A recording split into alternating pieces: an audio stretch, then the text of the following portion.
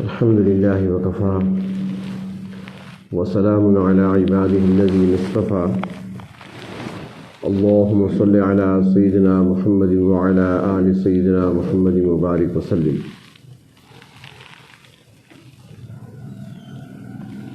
معاشرت کے آداب سے متعلق ہماری گفتگو چل رہی ہے، اسی سلسلے کو جاری رکھتے ہوئے آج سفر سے متعلق کچھ عرض کیا جائے گا۔ ہر انسان کو دنیا میں سفر درپیش آتا ہے، اور سفر آسان نہیں ہوتا، اس میں مشکلات بھی ہوتی ہیں اور فوائد بھی ہوتے ہیں۔ جیسا کہ ایک مقولہ ہے، کہا گیا ہے کہ سفر سفر ہے مگر وسیلہ ظفر ہے۔ اس میں فائدے بھی ہیں لیکن اس میں مشکلات زیادہ ہوتی ہیں، مشقتیں ہوتی ہیں۔ اس لیے ایک حدیث شریف میں سفر کو جہنم کا ایک ٹکڑا کہا گیا ہے، یعنی مشقت والا ہوتا ہے سفر، اس میں مشقت ہوتی ہے۔ اور دوسری بات یہ ہے کہ سفر مختلف قسم کے انسان کرتے ہیں۔ ایک سفر وہ بھی ہوتا ہے جو باعث برکت، باعث سعادت، جس کو سفر حج کہا جاتا ہے یا سفر عمرہ کہا جاتا ہے۔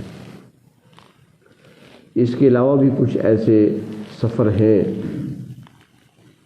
جو برکتوں کا ذریعہ ہیں، رحمتوں کا ذریعہ ہیں، اور نیکیوں کے پلڑے کو وزنی کرنے والے سفر ہیں۔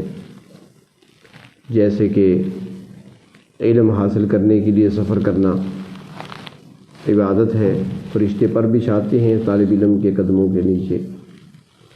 اسی طرح دین کی تبلیغ کے لیے گھر سے نکلنا، سفر کرنا باعث برکت ہے، عبادت ہے۔ اور اس طرح کسی اللہ کے نیک بندے سے ملاقات کے لیے سفر کرنا، یا صرف اللہ کی رضا کے لیے کسی بھی مسلمان بھائی سے ملاقات کے لیے سفر کرنا، والدین کے لیے سفر کرنا، ان سے ملاقات کے لیے، رشتہ داروں سے ملنے کی نیت سے سفر کرنا۔ اور اس کے علاوہ دنیاوی معاملات میں انسان کبھی تجارت کے لیے ایک دکاندار سفر کرتا ہے، تاجر سفر کرتا ہے، نیت تجارت ہوتی ہے۔ اور کبھی انسان اپنی صحت کی خاطر، کیونکہ بعض اوقات انسان مسلسل محنت کی وجہ سے اور ایک ہی کام میں مشغولی کی وجہ سے ذہنی طور پر تھک جاتا ہے، جسمانی طور پر بھی کمزوری محسوس کرتا ہے، اور وہ چاہتا ہے کہ میں کسی ایسے مقام پہ چلا جاؤں جہاں پر مجھے ذرا سکون ملے، کچھ آب و ہوا تبدیل ہو، کچھ پانی بدلے، ہوا بدلے، تاکہ میں صحت حاصل کروں، اپنے دماغ کے لیے تازگی حاصل کروں۔ تو اس کے لیے بھی سفر کیا جاتا ہے، سالانہ سفر۔ کچھ لوگ جاتے ہیں گرمیوں میں، کچھ سوات کی طرف چلے جاتے ہیں، تو 4 دن سکون کے گزار کے واپس آ جاتے ہیں، کوئی مری چلے جاتے ہیں۔ لیکن مقصد عیاشی نہیں ہوتا، صرف صحت حاصل کرنے کے لیے۔ اور ایک حدیث شریف میں بھی آتا ہے کہ سفر کیا کرو، اس میں صحت حاصل ہوتی ہے، آب و ہوا بدلتی ہے تو اس سے فائدہ ہوتا ہے۔ کچھ اسفار ایسے بھی ہیں کہ جس کی نیت ہی گناہ کی ہوتی ہے۔ مثال کے طور پر ہمارے قریب کسی شہر میں، پروا میں، پہاڑ پور میں، بکھر میں، دریا خان میں کوئی گویہ آیا ہوا ہے، اس کو سننے کے لیے جانا، کہیں پر کوئی جوا لگا ہوا ہے تو وہاں پہ جانا شرکت کرنے کے لیے، ناچ گانے کی محفل ہے تو اس میں شرکت کے لیے جانا، یہ سارے گناہ کے کام ہیں۔ تو سفر کرنے سے پہلے سب سے پہلی چیز وہ انسان نیت کرے کہ میں نے سفر کس چیز کا کرنا ہے، کس نیت سے کرنا ہے، کیونکہ اللہ تبارک و تعالی نے ہماری جو تخلیق کا مقصد بیان فرمایا وما خلقت الجن والانس الا لیعبدون، جن و انس کو اللہ نے اپنی عبادت کے لیے پیدا کیا ہے، بیکار اور فضول نہیں بنایا، اسے آزادی نہیں دی کہ جو جی میں آئے کرتے رہو، عبادت کے لیے پیدا کیا ہے۔ تو اب انسان اگر دنیا کے کام بھی کرتا ہے اور اس میں اس کی نیت ٹھیک ہوتی ہے تو اس کا دنیاوی کام بھی عبادت ہے، وہ بھی عبادت کے اندر شمار ہے۔ تو ہر عبادت اور ہر نیک کام کے لیے سب سے پہلی چیز وہ نیت ہوا کرتی ہے۔ جتنا نیت کے اندر اخلاص ہوگا اتنا ہی اس کام کے اندر برکت ہوگی اور وہ کام اجر و ثواب کا باعث بنے گا۔ تو انسان کو ہر وقت عبودیت میں رہنا چاہیے، بندہ بن کر رہنا چاہیے، بندگی کی حالت میں رہنا چاہیے۔ اگر وہ سفر کر رہا ہے تو اس کے سفر کے اندر بھی جھلکتی ہوئی نظر آئے عبودیت اس کے اندر۔ تو پہلے نیت کرنا، اس کے بعد اگر سفر لمبا ہے یا اہم ہے تو اس کے لیے مشورہ کرنا۔ استشارہ اور استخارہ دو چیزیں ہیں، یہ ہمیں عطا کی گئی ہیں۔ جس بات کی سمجھ نہ آئے، مشکل امر درپیش ہو، مشکل کام درپیش ہو تو دو چیزیں بتائی گئی ہیں، استشارہ مشورہ، دوستوں سے مشورہ، سمجھدار لوگوں سے مشورہ، احباب سے مشورہ۔ اور یہ مشورے کی اہمیت اتنی ہے کہ نبی اکرم صلی اللہ علیہ وسلم اللہ کے پیغمبر ہیں، بغیر وحی کے آپ بات نہیں کرتے، لیکن اللہ تعالیٰ نے اپنے محبوب صلی اللہ علیہ وسلم کو بھی فرمایا وَشَاوِرْهُمْ فِي الْأَمْرِ، تو معاملہ درپیش ہو تو اپنے صحابہ سے مشورہ کر لیا کرو۔ مشورے کی اتنی اہمیت ہے۔ اور دوسری چیز استخارہ، یہ مستحبات میں سے ہے، یہ فرض واجب نہیں ہے۔ اللہ تبارک و تعالیٰ سے مشورہ لینا، اور اس کی آسان ترتیب ہے کہ اللہم اغفر لی واختر لی پڑھ لیں، چند مرتبہ پڑھ لیں، اور پھر دیکھیں اپنی دل کی کیفیت کو۔ اگر دل مطمئن ہو رہا ہے تو ٹھیک ہے، دل شک و شبہ میں ہے تو مزید پڑھیں آپ، آسان سا طریقہ ہے۔ اور کچھ لوگ ایسے ہوتے ہیں جو دوسروں کو کہہ دیتے ہیں میرے لیے استخارہ کر لو، اب وہ کیا استخارہ کرے گا آپ کے لیے، اس میں کتنا خلوص پایا جاتا ہے آپ کے لیے، خود ہی کیا کریں آپ۔ تو مشورہ پہلے کر لیا کریں، اگر مشورہ درست مل جائے تو بس ٹھیک ہے، استخارے کی پھر ضرورت نہیں ہے۔ مشورہ ہو گیا، سفر پہ جانا ہے۔ تو اب یہاں پر یہ بھی عرض کروں کہ سفر کے لیے جن مقامات پہ آپ جاتے ہیں اس کی میں نے عرض کیا نا کہ پہلے نیت کرنی ہے کہ نیت ہے کیا، کس مقصد کے لیے آپ جا رہے ہیں۔ رزق حلال کمانا عبادت میں ہے، صحت حاصل کرنا تاکہ دین کا کام اچھے طریقے سے آپ کر سکیں، صحت آپ کی بحال رہے تو یہ بھی آپ کی عبادت بن جائے گی، نیت آپ کی درست ہوگی۔ لیکن اگر کسی مقام کی طرف آپ جا رہے ہیں تو اس مقام کی نیت نہیں کرنی، کسی مکان کی نیت نہیں کرنی۔ حدیث شریف میں آتا ہے کہ 3 مقامات ہیں جن کی طرف نیت کر کے انسان سفر کر سکتا ہے، صرف 3 مقامات، ایک مسجد الحرام، دوسرا مسجد نبوی صلی اللہ علیہ وسلم، اور تیسرا مسجد اقصی بیت المقدس۔ ان 3 مقامات کی نیت کر کے آپ سفر کر سکتے ہیں، اس کے علاوہ کسی مقام کی نیت کر کے، کسی جگہ کی نیت کر کے آپ سفر نہیں کر سکتے، ورنہ وہ جائز نہیں ہوگا۔ ہاں کوئی شخصیت ہے، اس سے ملنے کے لیے آپ جا رہے ہیں، مثلا آپ یہاں سے جاتے ہیں، کہاں جا رہے ہیں آپ؟ جی میرا لاہور ارادہ ہے، کس لیے؟ شاہی مسجد کی طرف جا رہا ہوں۔ اگر نیت آپ نے شاہی مسجد کی کر لی ہے تو یہ جائز نہیں ہے۔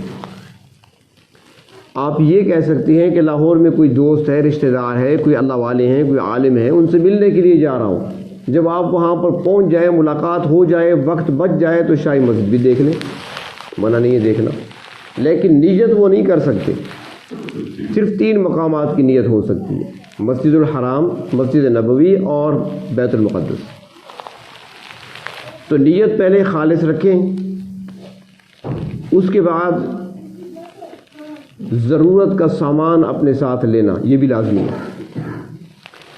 حدیث شریف میں آتا ہے کہ نبی اکرم صلی اللہ علیہ وسلم ہر وقت، چاہے آپ سفر میں ہوں چاہے حضر میں، چند چیزیں ایسی تھیں جو ہر وقت آپ کے پاس رہتی، ہر سفر میں آپ کے پاس ہوتی۔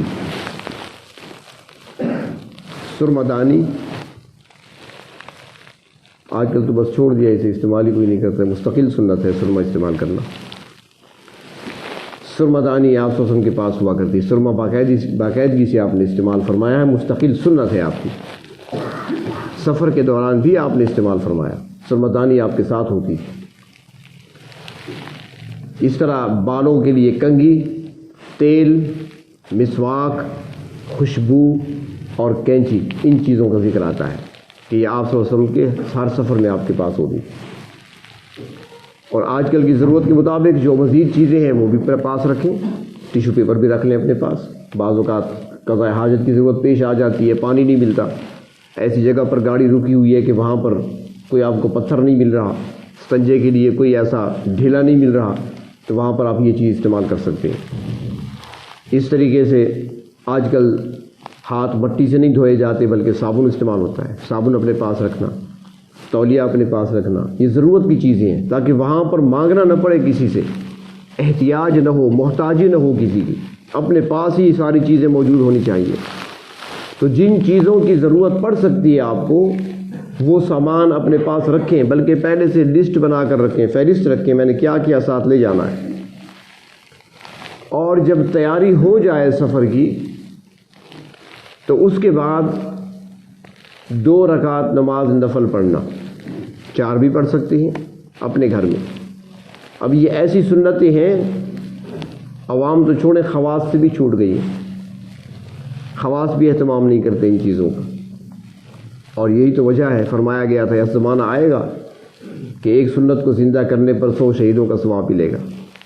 یہ وہی سنتیں ہیں جو آج چھوٹ گئی ہیں ہم سے، بس ہاتھ ملایا، سلام کیا اور گھر سے نکل گئے، سفر پہ جا رہا ہے، کراچی جا رہا ہے، لاہور جا رہا ہے۔ تو فرمایا کہ 2 رکعت نماز پڑھنا۔ ایک صحابی جا رہے تھے، نبی اکرم صلی اللہ علیہ وسلم کی خدمت میں حاضر ہوئے اور عرض کیا، یا رسول اللہ صلی اللہ علیہ وسلم میں سفر پہ جانا چاہتا ہوں، ارادہ ہے۔ فرمایا 2 رکعت نماز پڑھ لو۔ اور آپ صلی اللہ علیہ وسلم کی عادت شریفہ بھی یہی تھی، 2 رکعت نماز نفل۔ پہلی رکعت میں سورۃ فاتحہ کے بعد سورۃ کافرون، قل یا ایھا الکافرون۔ دوسری رکعت میں سورۃ فاتحہ کے بعد سورۃ الاخلاص، قل ھو اللہ احد۔ اس طریقے سے 2 رکعت مختصر پڑھیں۔ پڑھنے کے بعد ایک دعا ہے، نفل پڑھ لیے، دعا ہے۔ دعا آپ کو اگر یاد نہیں رہتی عربی میں، ترجمہ عرض کر دیتا ہوں، ترجمے کو یاد رکھیں، یہ پڑھ لیا کریں۔ یا اللہ، جو میں نے 2 رکعت نفل پڑھے ہیں، اس کو میرے لیے اپنے قرب کا ذریعہ بنا دے، میرے لیے اپنے قرب کا ذریعہ بنا دے۔ اور جو کچھ میں چھوڑ کر جا رہا ہوں، یعنی بیوی، بچے، گھر بار، سامان، سب کچھ جو کچھ میں چھوڑ کر جا رہا ہوں، ان تمام چیزوں میں ان 2 رکعتوں کو میرا نائب بنا دے، یعنی ساری چیزوں کی حفاظت ہو جائے۔ تو وہ نماز آپ کے گھر کا سامان کا پہرا دیتی رہے گی جب تک آپ واپس نہیں آتے۔ تو اس طریقے سے 2 رکعت نماز پڑھیں۔ اس کے بعد آیت الکرسی پڑھیں، اخلاص سے پڑھیں، سکون سے پڑھیں، ٹھہر کر پڑھیں، ٹھہر کے پڑھیں، الفاظ کی ادائیگی، تلفظ کی ادائیگی میں خیال رکھیں، چاہے 1 بار پڑھیں، چاہے 3 بار پڑھیں، 7 بار پڑھیں، وہ پڑھ کر اور تصور کر کے اپنے بچوں اور اپنے گھر کا حصار کر لیں، اور اپنے ہاتھوں پہ دم کر کے اپنے جسم پہ ہاتھ پھیریں۔ آپ کی بھی حفاظت ہوگی، آپ کے گھر بار کی بھی حفاظت ہوگی، گویا سب کچھ آپ نے اللہ کے سپرد کر دیا۔ اور اللہ تبارک و تعالیٰ وہ ذات ہیں جو امانت کو ضائع نہیں کرتے، کسی کی امانت اللہ کے ہاں ضائع نہیں ہوتی۔ اور جب گھر سے نکلنے لگیں تو مشہور دعا ہے، وہ تو ویسے پڑھا کریں، جب بھی گھر سے نکلیں، جب بھی گھر سے باہر نکلیں پڑھ لیا کریں۔ بسم اللہ توکلت علی اللہ ولا حول ولا قوت الا باللہ، مختصر ہے، بسم اللہ توکلت علی اللہ ولا حول ولا قوت الا باللہ۔ دوسرے الفاظ بھی آتے ہیں، بسم اللہ آمنت باللہ اعتصمت باللہ توکلت علی اللہ ولا حول ولا قوت الا باللہ، یہ الفاظ بھی آتے ہیں، جس کو جو یاد ہے وہی پڑھ لیں۔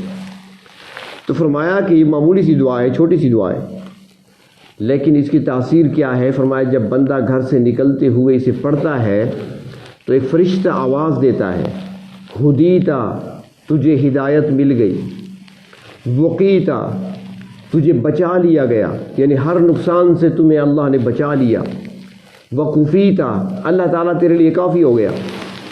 اب جس کے لیے اللہ تعالیٰ کافی ہو جائے، اللہ ساتھی بن جائے جس کا، اس کو کیا خطرہ ہے پھر؟ تو ہر لحاظ سے وہ تو کامیاب ہی رہ گیا۔ تو اسے جواب دیا جاتا ہے، ہدیتا وہ وقیتا وہ کفیتا، بچا لیا گیا ہے تو، تجھے ہدایت دے دی گئی اور تیرے لیے اللہ تبارک و تعالیٰ کافی ہو گئے۔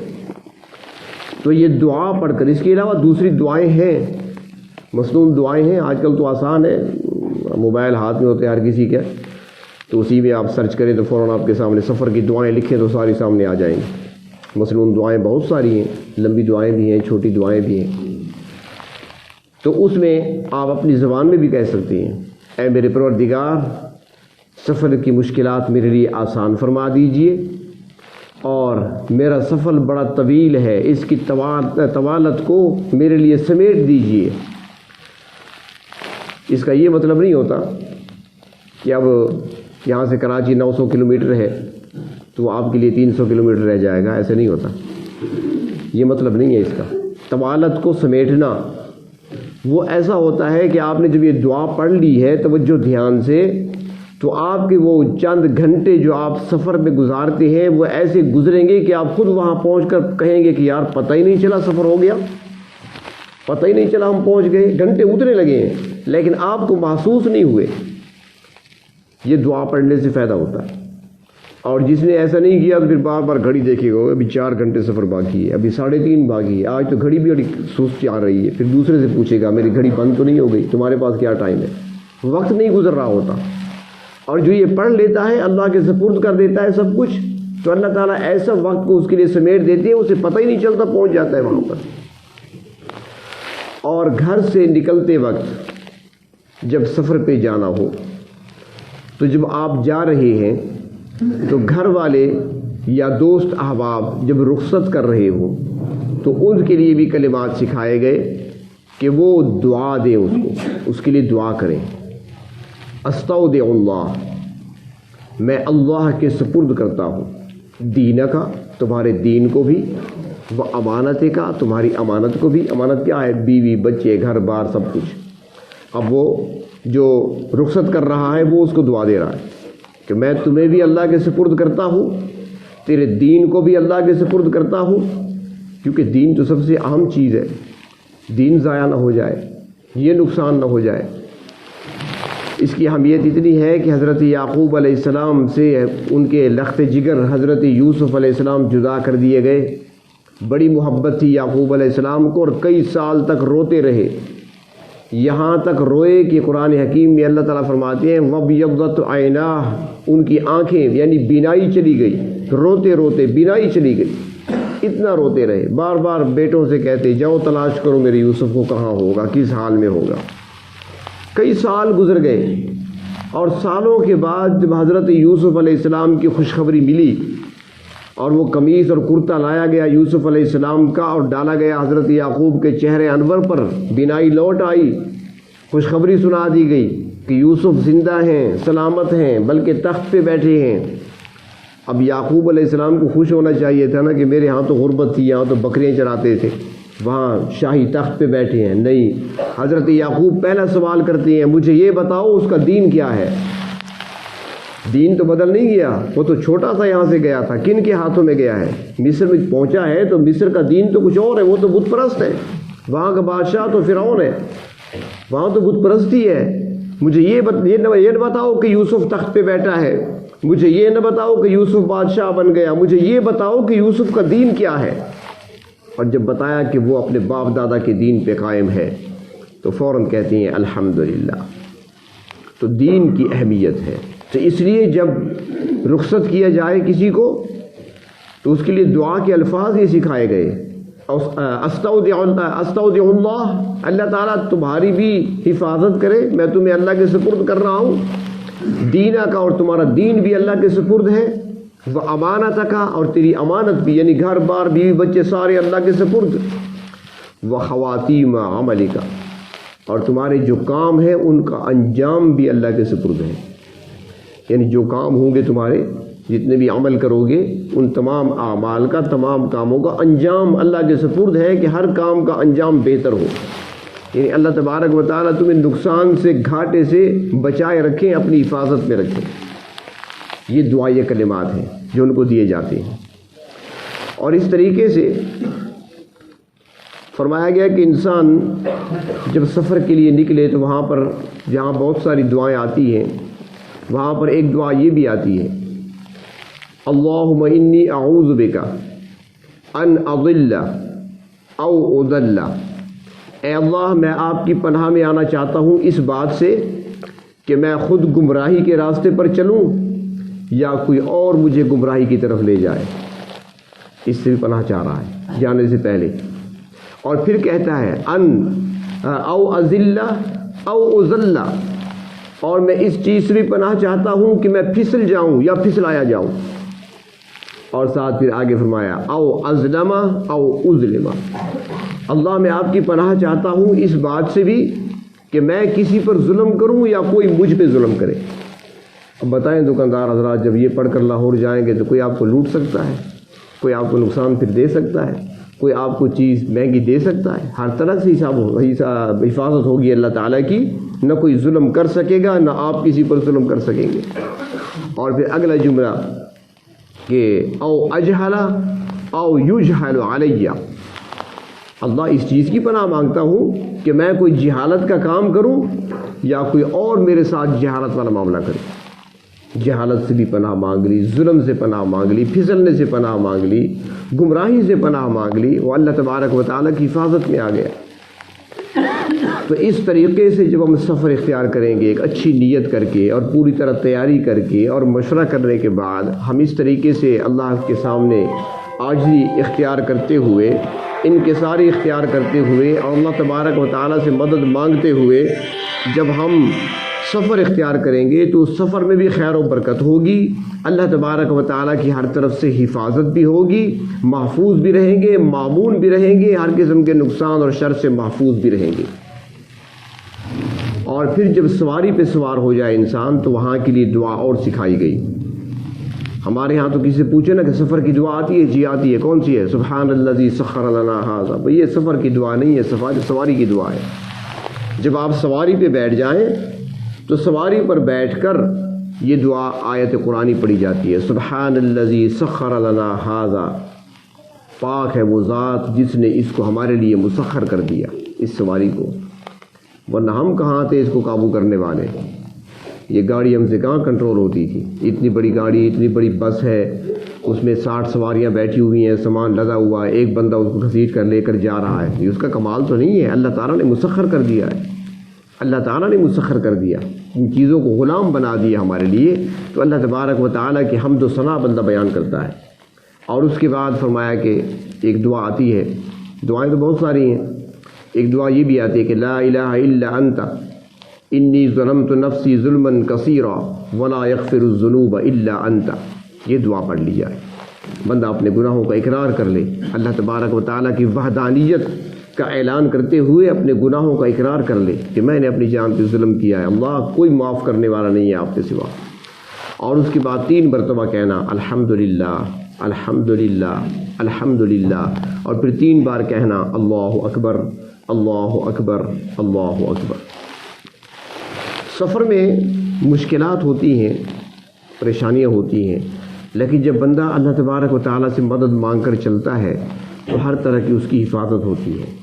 اور پھر دعا پڑھنے کے بعد یہ نہیں کہ اب آزاد ہو گئے، دعائیں پڑھ لی ہیں، اب جو ہی دعائیں مکمل ہوئیں نور جہان کا گانا لگا دیا، تو پھر وہ فرشتوں کی جو حمایت تھی اور معیت تھی وہ ختم ہو جاتی ہے۔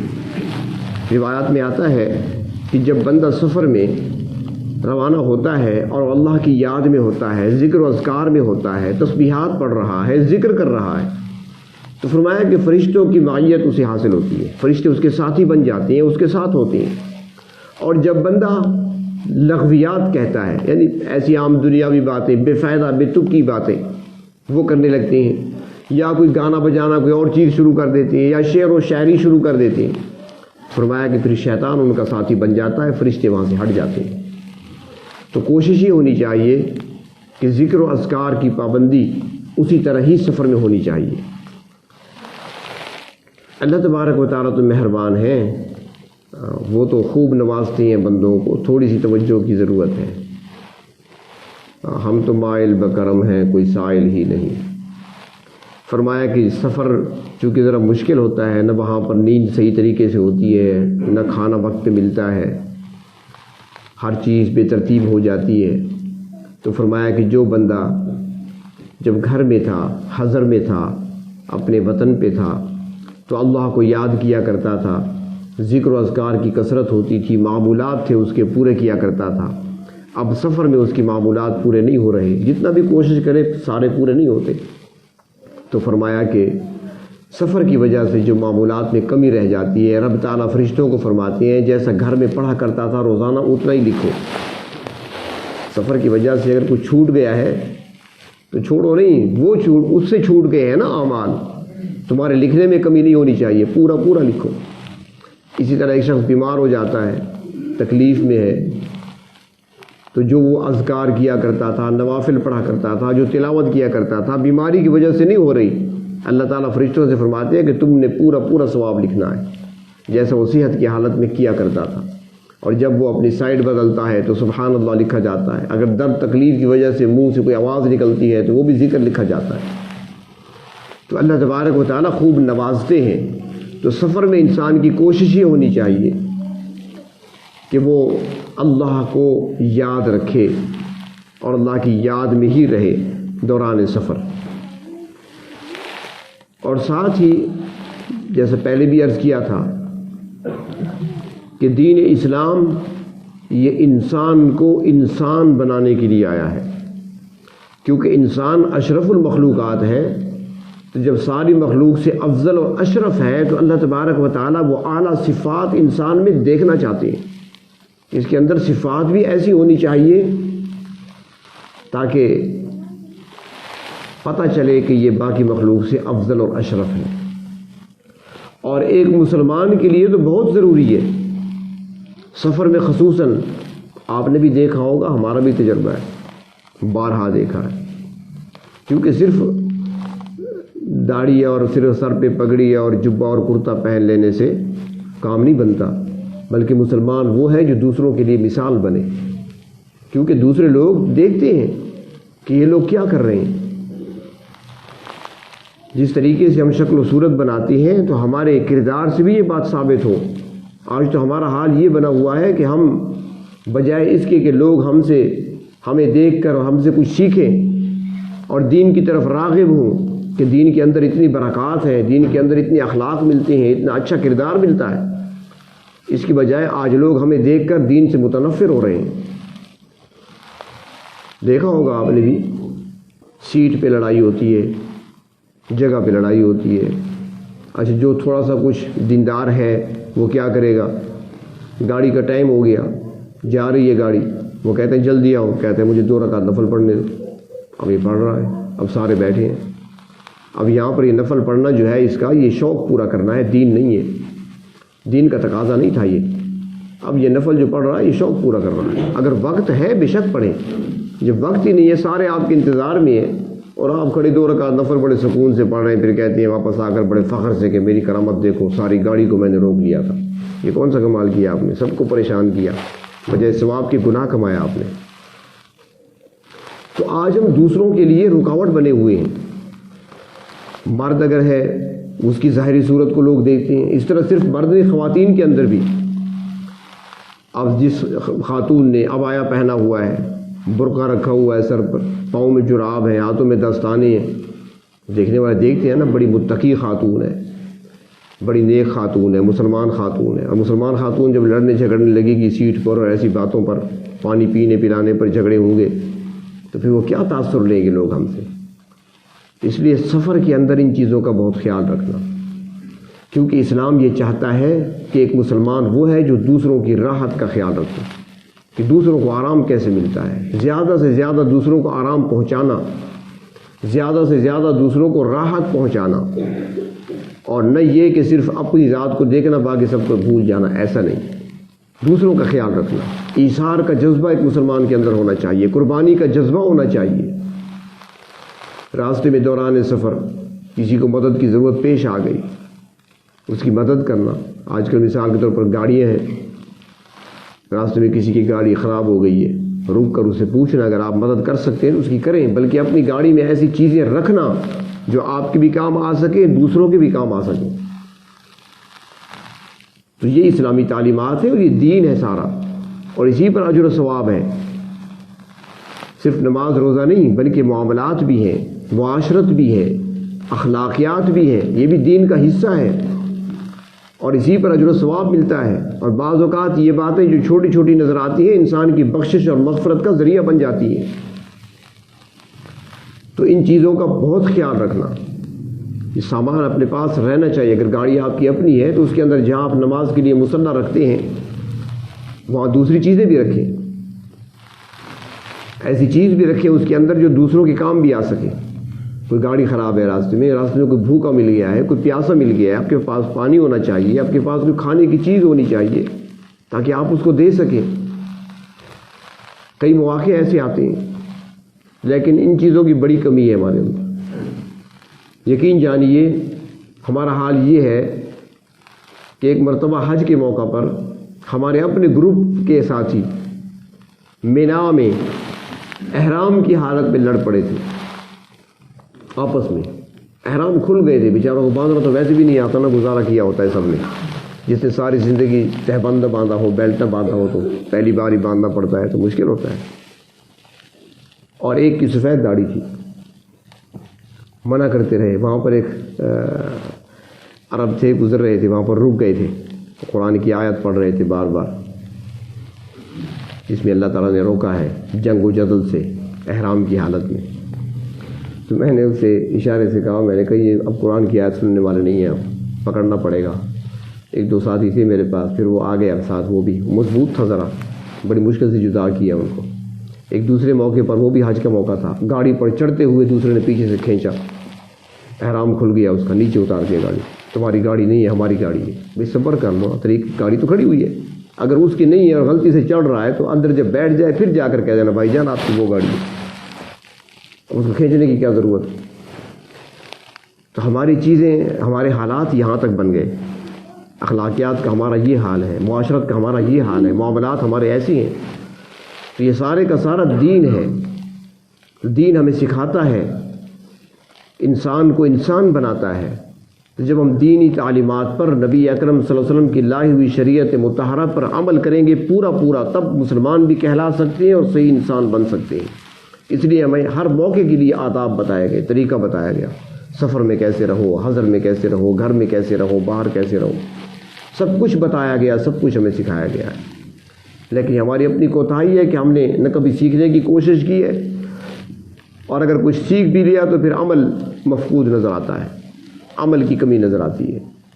تو اللہ تبارک و تعالی ہمیں پورے دین پر عمل کرنے کی توفیق عطا فرمائیں، اور ہمیں وہ اعمال نصیب فرمائیں جن اعمال کی تربیت جناب نبی کریم صلی اللہ علیہ وسلم نے اپنے صحابہ کی فرمائی تھی، اور پھر ان کی نسبت سے وہ اعمال ہم تک پہنچے ہیں۔ کب گناہوں سے کنارہ میں کروں گا یا رب، کب گناہوں سے کنارہ میں کروں گا یا رب، نیک کب اے میرے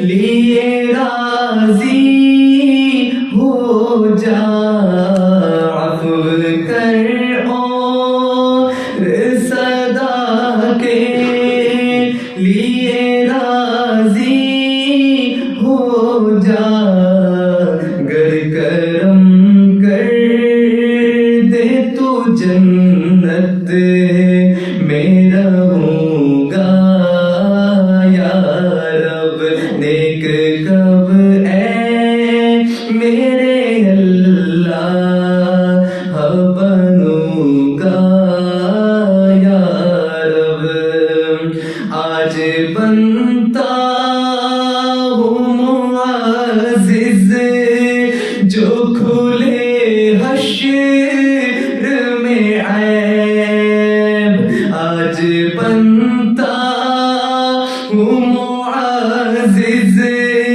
جو کھلے حشر میں عیب آہ رسوائی کی آفت میں پھنسوں گا یا رب آہ رسوائی کی آفت میں پھنسوں گا یا رب نیک کب اے میرے اللہ بنوں گا یا رب گر تو ناراض ہوا میری ہلاکت ہوگی گر تو ناراض ہوا میری ہلاکت